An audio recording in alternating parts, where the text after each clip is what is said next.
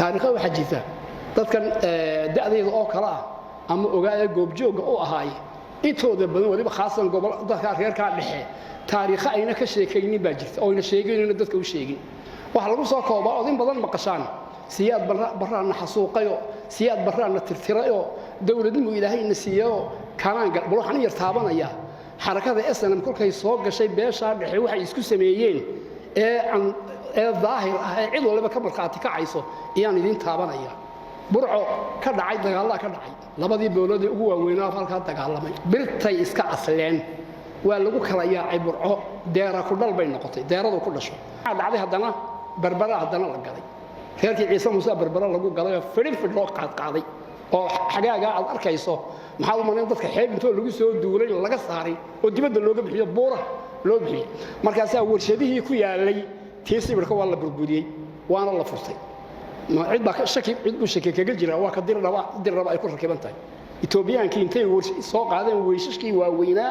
iyo gaadiidkoodii intay soo qaadeen baa lagu raray waa tadir dhaba lagu rakibay warshadii sibirka Soomaalida miye wali taariikh dhacday ma inaan maqlin wali dad Soomaaliyeed oo maxaabiis kala qabsaday ma inaan maqlin laakiin reerka gobolada dhexe reesha qashaa waxay isku sameeyeen waxay gaadhay 120 qof inay kala qabsadeen oo qolna inta oo burcaan ku kala wareejinay burcaan ku waxaan uga sheekaynayaa waxa ahdaafta maanta dhacaysa ee dadka looga dhigayo in dawladda Ziyaad Barre kolkay dhacday nicmo oo la galay oo Maxamed Xaji Ibrahim Cigaal uu madaxweyne noqday haddana daahir reeyaan ku xigayo haddana Siyaana ku xigayo haddana imikana maxay ahayd Muuse Biixi ku xigo inta aan dadka loo akhriyaa laakiin looma akhriyo waxa loo sheegaa in dhallinyarta Ziyaad Barre xasuuqayo Ziyaad Barre lay ina iyagu is xasuuqeen oo isbaabiyeen oo istirtireen taa ujeedadan la jeedaa wata wal caariday Maxamed Xaji Ibrahim Cigaal isku maracsan wal mucaariday حتى مالين بيكجعنا إنه يراهض والله نستعزله يوم نسكجتجيا والله الناس شاقي أنت يدي أودي وين تعهيد شقدونك أبض نايد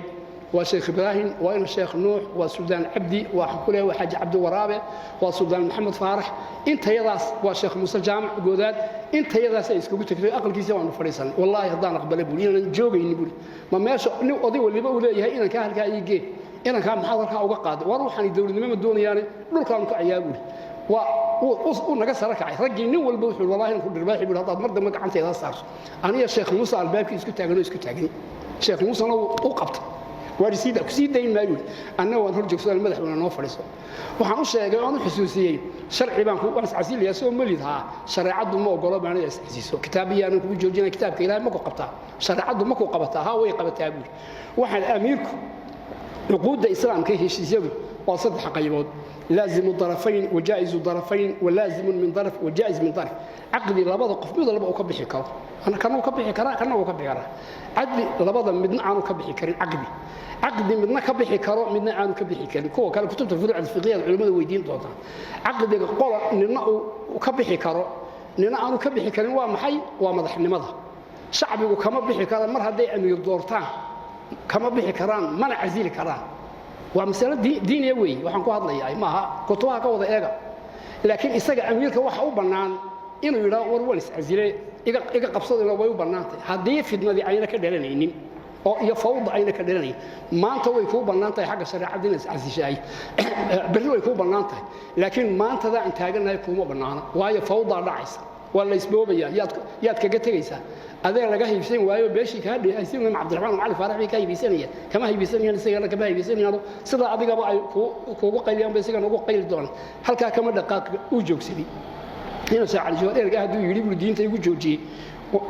waan fariistay sidii bay muddo ku joogtay mucaarada way jirtay daahirayaal xilkii qabtay oo xilkii la wareegay iyo Axmed Yuusuf Yaasiin way jirtay mucaaradada islaam baa loo caariday isagana dadku inna way caaridaysuun inna way ajidsanaydun waxa ku xigay Axmed Maxamuud Siilaan yaa ku xigay iyo Cabdiraxmaan Zaydi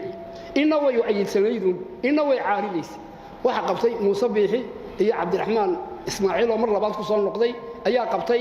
inna way caaridaysaa inna way ajidsan tahay waayo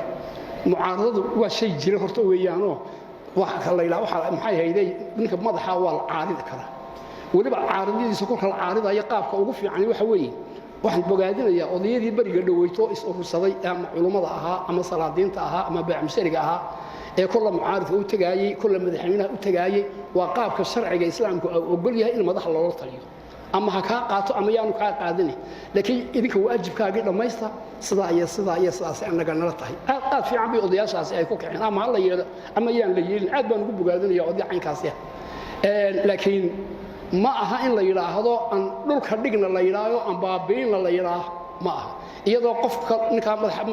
la doorto ama ka muqdisho jooga maanta ha ahaado ama keena Soomaaliland jooga ha ahaado Soomaali waa isku duruuf baynu wadanahay isku wada mid baynu nahay ninka madaxeehe la doorto wax xilka lagaga qaadi karaa oo kaliya maalinta ninka la doorto maalinta uu baa maxay hayday baa laga qaadi karaa xilka sidii kuwii horeba loo doortay laakiin ka dhaqaaqun kuma doonayno waa fiidnadii Sayd Uthman waa fiidna aynu ku baaba'ayno innaguna waynu ku baaba'ayna arrinkaas hadduu sidaa u socdo waxan buu ina dhaxalsiinaya waliba awliyanimada ku sheegi maayo anigu waan ku riyoodan oran maayo laakiin waa aragnimo cimri ima harsanay 82 baan ahay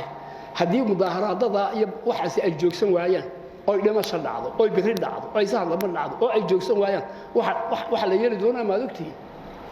Yunus baa iman doonta Yunus ma la keenaa la oranay xamar kolkii sidaas ay dhacday fawdad ay dhacday maxay ciidanka Yunus ma ugu horreeyay Pakistan iyo Masar maxay ku yimaadeen wadadkan dhiigiisa qaboojiya United Nations baa soo galiyay hal geeyun baa leeyahay walaalaheena xamar wadada walaalnahay weeyaan wadadan isku jiidnahay wadadan isku damqanayna iyaga waan ka xunay dhibaatada gaadh la shaka inaga teeno way ka xigeen oo eegan maayaan oo oran maayaan ha islaayaan meel ka filaysan inay yiraahdaan la kama filayo anigu way wadad Soomaaliyeed weeyaan waxa kaliya yiraahdaan waxa weeye maanta awood ma lihin dadka iyaga anigu kala celinay jamciyadda quruumaha ururka Afrika igaad jaamacadda carabtu ciidamaha noo geyso hal noo qabto inta aan bay soo jeedinayaan ay oranayaan inawa dawladii la ogol yahay mutaxida laga ogol yahay waa la xariiqoona wax la ciidan Yunus oo ma halagay kuun hordii joogsan waayeen oo buuqi iyo dagaalkii iyo rabshadii waadi la samax Allah ilaahay kama dhigo laakiin haddii waxaas joogsan waayo waxaas ay dhalin mid baan sheegayaan gobolada dhexe u sheegaya anaga awdal ciidamada Djibouti baa noogu dhow oo la oran doonaa Yunus oo Djibouti hal la dhigo oo Djibouti hal la geeyo Djibouti waa walaalahay codad kama qabno qabsina kama qabno awdal laan qoladii oran jirtay halkan ay boorka ka yar tufduf doontaa oo oran doontaa awdal laantii baabaaday halkan ay boorka ka ridi doonaan oo boorka ka jafi doonaan qoladan ree soolna imaaraadka iyo inta badan dawladdu waxay u eegaan duruufo u eegaan oo dalka ay dirayaan waxay u eegaan jinsigiisa noociisa imaaraadka iyo waxa la oran Suudaan baa ugu dhowey iyaga ciidamada Yunus sama dawladuna aad buu jecel yihiin ciidanka jamciyadda quruumaha ay dirayaan oo $1000 baa la siinaya iyadoo dawladii lafaheeda u dayacan iyo hadii la yiraahdo ciidan Yunus ma laga qaadayaa oo jamciyadda loo diraya waa la kala boobayaa dawladdu dhaqaale weyn bay ka helaysaa gobolada dhaxana waxa loo diri Suudaan iyo imaaraadka la oran iyaguna khaatimay boorka ka jafayaan khaatimay boorka ka jafay gobolada dhexe loo soo diri reesha qashaaqa u dhageysta ilaahay horta kama dhigo cadu ilaahay nooma jabiyo ilaahay khilaafka hay naga qabto khalqalka Allah hay naga qabto midnimadeena ilaahay ha adkeeyo hadii sida aad u socotaan aad ku wadaan oo ninka madaxweynaha la doortay aleedin qoortan soo qabanayna baan ka maqlaayay nibaan ka maqlaayay maan dhaweyto Sheekh Ibrahim ba Cabdiraxmaan qoorta soo qabtay adna qoortan ku soo qabul war Cabdiraxmaan codun baa laga helay qoorta soo qabtay soo kiisi sharaf loo iskaga baxay ee kolkii codkii dhinaciyaal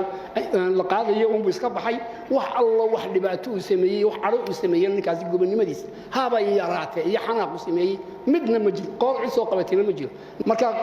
qolada gobolada dhexe loo soo diri waxa la oran waa laga tashanay waxa la oran qolada gobolada dhexe waa nimankii dawladii Siyaad Barre ee geeska Libaaxa Afrikada bari waa qoladii Libaaxa Afrikada bari ee dawladii Siyaad Barre markii jeeday yaa loo soo xulaa iyaga Rwanda iyo Burundi iyo Belgium iyo Mareykan iyo Ahmarka Goojam iyo Gondar iyo nooca u xulaa la oran noocaas Hargeysa burcaba lagu soo daadin ilaahay kama dhigay waa hadaan ka joogsan weyn war waxaan yeeshaa war cadowgayno loogina war taariikhdii beeraha kala rabshada kama dhacaysay waa idinka reerka dhexe weeye waxa rabshada wadaay madaxweyne ad wadaan oo leeyihiin kanaan maanta meesha fadhiisanaynay waxa baad u leedin caardaan oo tiro mid doorataan oo ama Cabdiraxmaan la keeno ama Faysal la keeno ragaa tartamaya ama kuwa kale ee la sheegayo xaq baa loo leeyahay laakiin in la yiraahdo isaga oo sharci aan lagaga helin soo bax waan ka qaadanaay shacbigana yaan la lugoyn oo la oran maxay dagaalama la oran laakiin hal la doono oo nidaam iyo xuun hal lagu doono qaab hal lagu doono waxaan soo jeedinayaa talo madax maxay gudoomiyaha xisbiga oo cid Faysal Ali Waraabe biladahala ayaad ku leedahay nabadgelyadii Soomaaliland ka dhacday aad ku leedahay labadii kale ee marxuumiintii way dhinteen cabdi xasan iyo sheekh xasan migaag way dhinteen adiga ayaa ka nool bilada dahabka ee halka kuugu xiran yaani ka noqonin maar yaani ka noqonin gudoomiyaha kale xisbiga wadani xirsi xaaji cali isagana waa la xirso ninkaan oran jiray baa tahay ragga bari wadanka hogaamintiisa noqon doona sabir iyo dulqaad yeelo waxaan leeyahay gudoomiyaha xisbiga dawladda maxamed kaahin ilaa xisaaban ka hadlaya anigu kama hadlayo riyada kale maxamed kaahin waxaan leeyahay qolada anigu aan taladeeda ku dhiibanayo ee golayaasha wixii golayaasha ka soo baxa golayaasha sharci dejinta guurtida iyo wakiilada wixii ka soo baxa xisbigaagu ha hogaansamo hal anigu waxa iigu muuqataa arintaasi dadka ma dhex taalo shacbigu arintaa waa inuu ka fadhiisto faraha ka qaado salaadiinta odayaasha cuqaasha wax garadka iyaguna waa in arrinka farta ka qaadaan yaa lagu ogyahay hadaba waxa lagu ogyahay golaha guurtida iyo golaha wakiilada ee la isku yiraahdo baarlamaanka la isku yiraahdo iyaga lagu ogyahay laba oday oo qiimo leh ayaan ku ogahay